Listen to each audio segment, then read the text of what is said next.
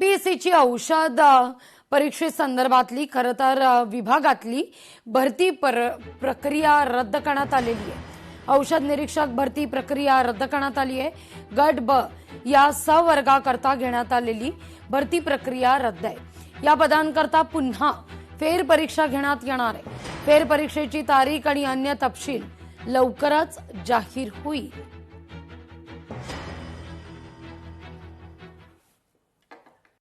झालं ना। आता कसं आहे, राहुलजीचाच इम्पॅक्ट आहे। आदिवासीच्या संदर्भामध्ये संध्याकाळी पत्र दिलं, दुसऱ्या दिवशी निर्णय घ्यावा लागला आणि त्याच दिवशी छात्रों की गूंजमध्ये या परीक्षेसाठी, फार्मसीच्या परीक्षेसाठी उपस्थित असलेली मुलगी तिने सांगितलं होतं की 20 तारखेलाचा पेपर फुटलेला आहे ड्रग इन्स्पेक्टरचा, 20 मार्चलाचा। नंतर परीक्षा झाली, लिस्ट लावली। आता राहुलजी पुन्हा येणार आणि विद्यार्थ्यांच्या हितामध्ये निर्णय घ्यावा लागणार म्हणून त्यांनी पहिलेच निर्णय घेतला। तर हा राहुल्स इम्पॅक्ट त्याला म्हणता येईल आपल्याला। करा ना तुम्ही, विद्यार्थ्यांसाठी योग्य ते करा। पेपर लीक करून तुम्ही जे अभ्यास करतात त्यांच्यावर अन्याय कशाला करता?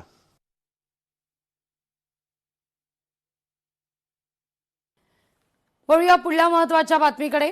रोहित पवार आज एमपीएससीच्या औषध निरीक्षक भरती प्रक्रिया रद्द झाल्यानंतर त्या विद्यार्थ्यांची भेट घेणार आहेत।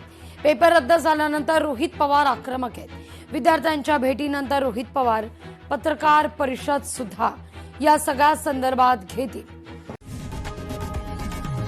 लोकशाही मराठी ऐका, पहा, जागरूक रहा।